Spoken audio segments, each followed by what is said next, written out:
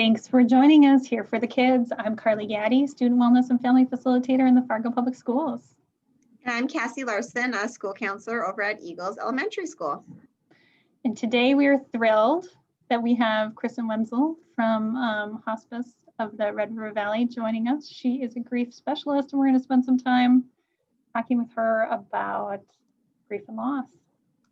Hello, welcome. Thanks for having me. Oh, we're so glad you're Kriston, here. I'm so grateful that you're here and that you're willing to explore this topic with us. I know Carly and I mentioned to you before we started, but we really like to start our show by expressing a form of gratitude, being in the present moment and enjoying what we have right now.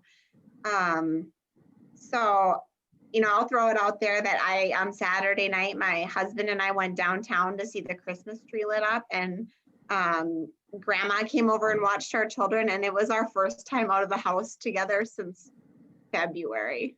Oh my gosh, that's amazing. Fabulous. That is gratitude. That's crazy. That's a crazy long time, but I felt grateful for that experience. So sounds fabulous. I am also feeling grateful for on Saturday night, I played a virtual clue game with a group of friends from across the country that was themed 80s prom, and it was so fun.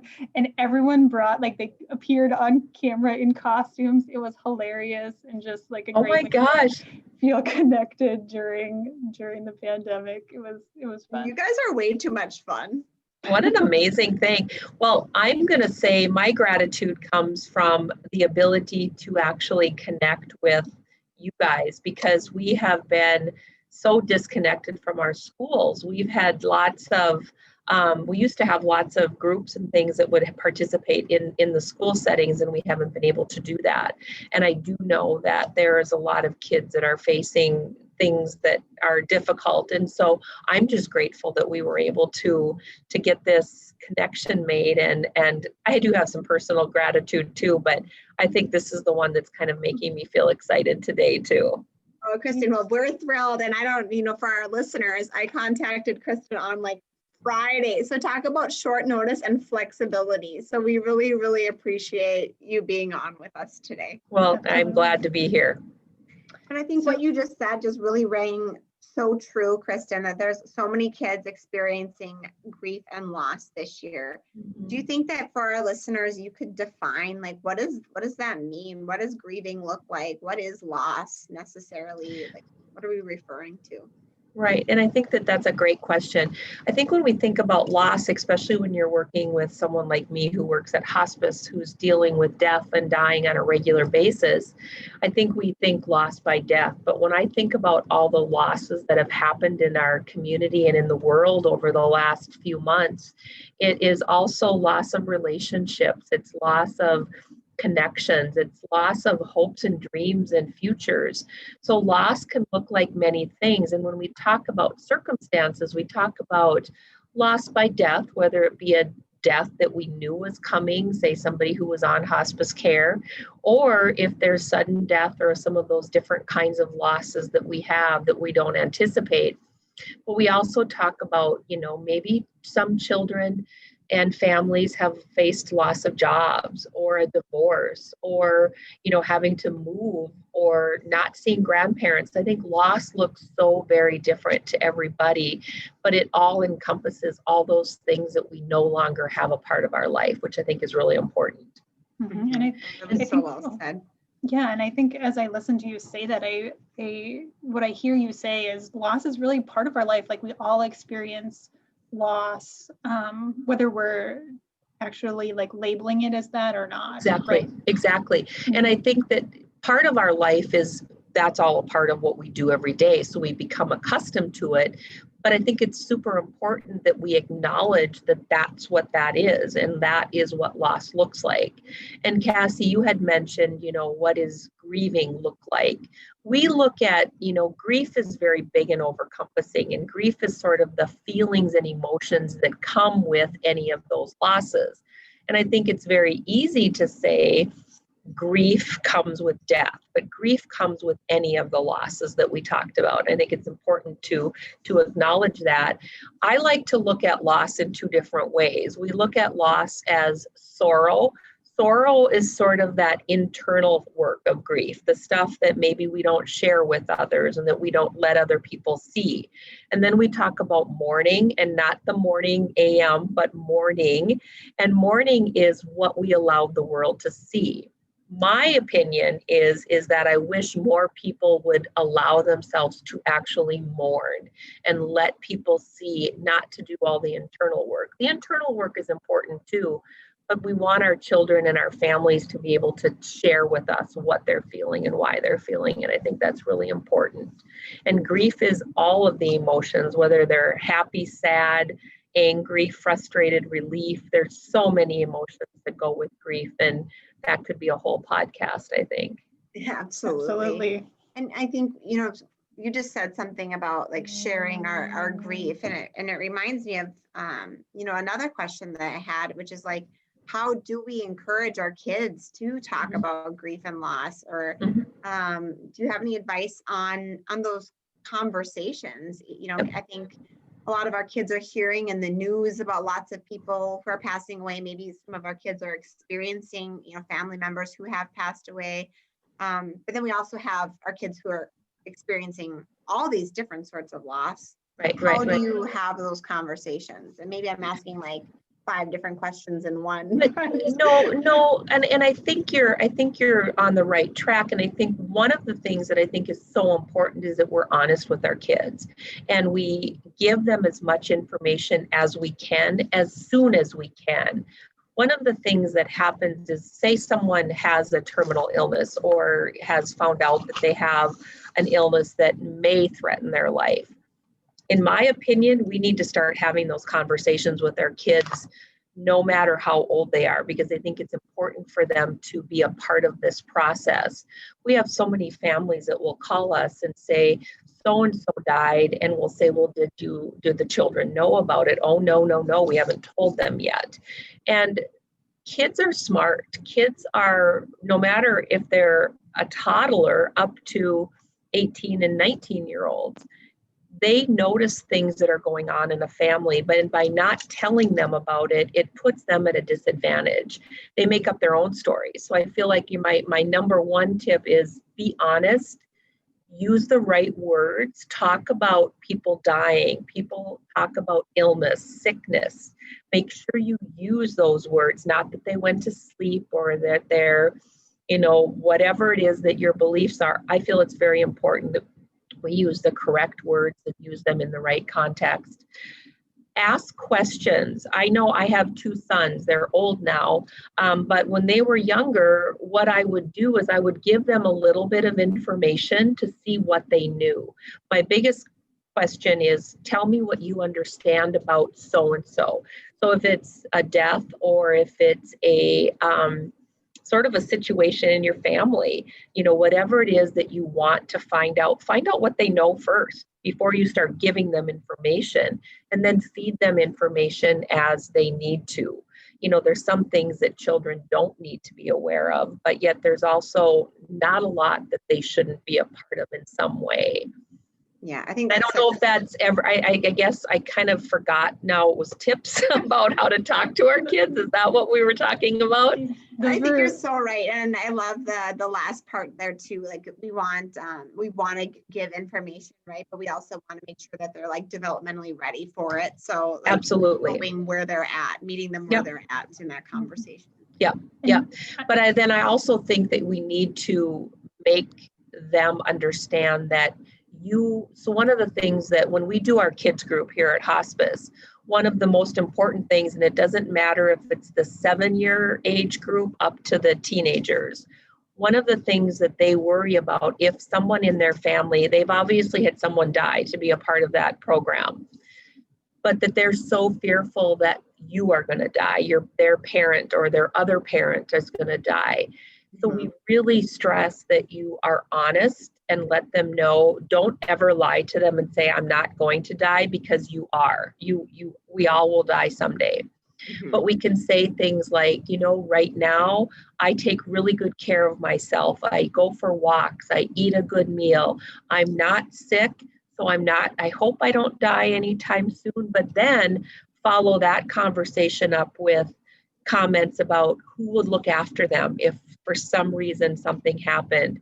Make sure that they know that you are well and you're doing okay. You might be sad, but it's also important that they know that you've made plans to look out for them, because that's one of the children's biggest fears when we talk to them. That's really important. Thanks for sharing that. And then I also, that piece that you said, it's okay for kids of any age to know that their parents are sad, their parents are grieving. Sometimes I think in the upper Midwest, we feel like we can't show emotions, or we need to be strong for our kids. Yeah.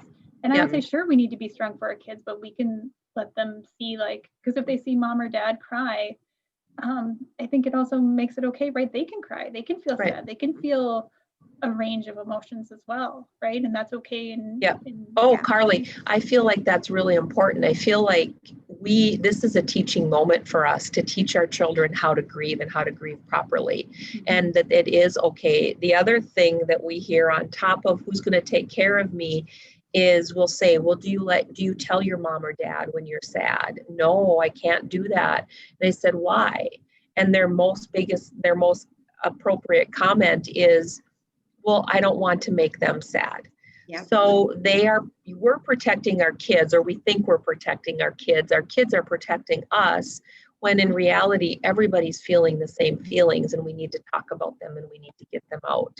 Yeah. But that being said, especially when you get into the older kids, the teenagers, the middle schoolers, I think it's important to give them some space too, but also let them know that space is good, but we're going to have conversations, and I'm going to be checking on you, and I'm going to be, if your kids aren't talking to you, make sure there's someone that they can talk to. And I think that that's really important. Yes. And I think also modeling some coping skills, right? So absolutely. I'm sad, you're sad, but this is what mommy is doing to feel better, and yep. Labeling that. Absolutely. So that they know that you are taking care of yourself, and that they don't need to worry about you quite as much, and also model some healthy strategies as well. Right. I also think it's important that they see that there might be other emotions such as anger or guilt or frustration. And if I can say, if there's a way to limit some of the news that your kids are hearing, I don't know, you guys are both fairly young, so I don't know how much you remember of 9/11, but I remember when that hit and my kids were little, we had to turn off the TV because they were seeing everything. And it's important that they know there's something going on, but I don't think we have to bombard them with it in the media and even watching your conversations. Are you talking about things when the kids are awake? Right. We need to give them some information, but we also need to protect them. That's our job. Absolutely. And I think, go ahead, Cassie. No, you're fine.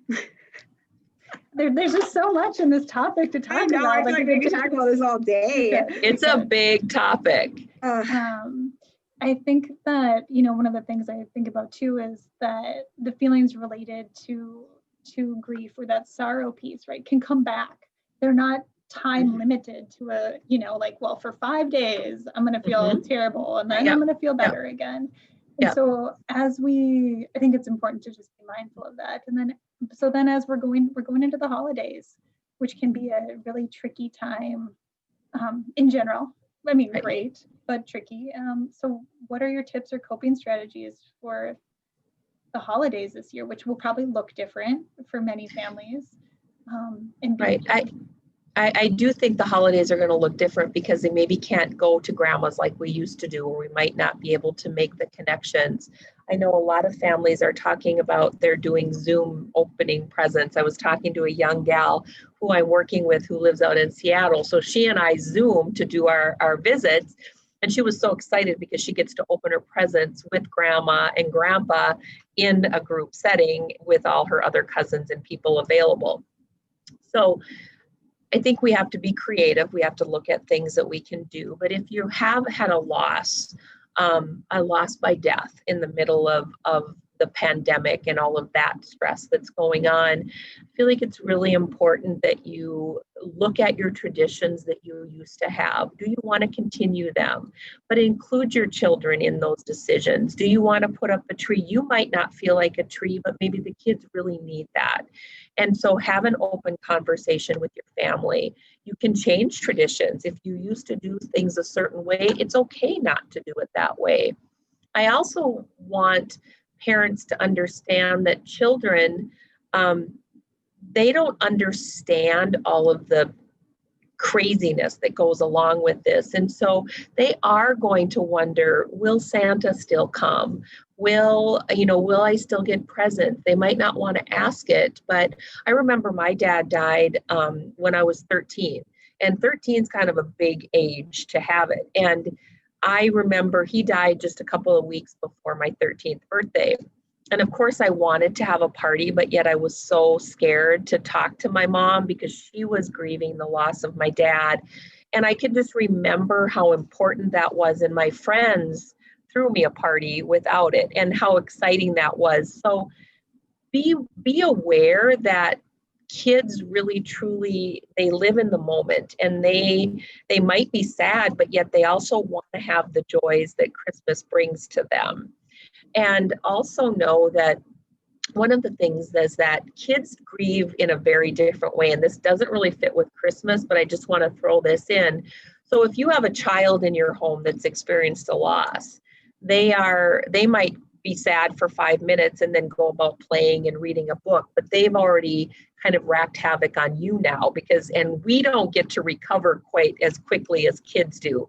So be aware that, those are going to be the things. And Carly, I think you talked about this grief goes on for forever. It becomes a part of our life, but we can do that. And the holidays, just know that it's going to be hard. It's going to be difficult. Acknowledge it.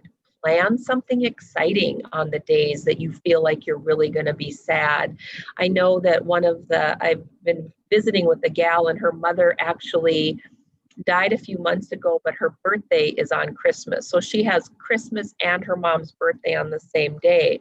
So we came up with a plan of what she can do. Talk about it. Have that kind of a plan set up in advance. And that's going to really be helpful, I think. And just know you're going to be okay on the other end of it, but it's going to be tough getting there, and acknowledge that to kids. I feel like this was so great. Oh, you were fantastic. This was good information for everyone. I feel like this is helpful information for me. I'm so glad that we found you, Kriston, to be on. Well, Cassie, and I don't want to necessarily put in a plug for Hospice of the Red River Valley, but I'm going to if I can. I want families to know that we have a great website that has a ton of information on there, and it's www.hrrv.org. And also, you do not have to have had someone die under our program to take advantage of our grief support. So please, if there's anything we can do, go to our website, give us a call. Call if you have anything. It's 1-800-237-4629. I never call it, and we have a whole different number for us to call. So I do really truly want families to know we work with kids or adults. So please just let us know if there's anything we need. Well, we so appreciate you, and a resource in our community, and just a really amazing support for families. So thank you so much. Glad to be here. Merry Christmas to you all, or happy holidays, or whatever is the appropriate thing to say. Thank you. I just love this whole message and what you're sharing. And it's just a reminder that, everyone's going through something, and to really be kind and gentle to yourself. I mean, in general, but especially, as we head into the holidays and the new year, I think that's extra important. So. Well, and I agree with that, Carly. And I feel like it's really important to give grace to those around us, because like you said, we don't know what people are dealing with, but ask people questions. Ask them, can I help? Is there anything you need from me? How can I be helpful to you? Yes. And our services are free, just so you know. We don't charge for our services. So awesome. Come see us for free. All right, thank you.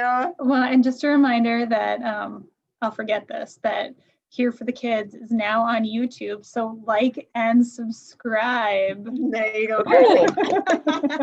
That's the other thing I'm going to be grateful for. I'm going to like and subscribe to that. That'll be cool. We hope so. And then we'll have you back to take a deeper dive into grief and loss. So thank you so much, Kriston. Thank you for what you guys do. All right. Thank Have you. a great day.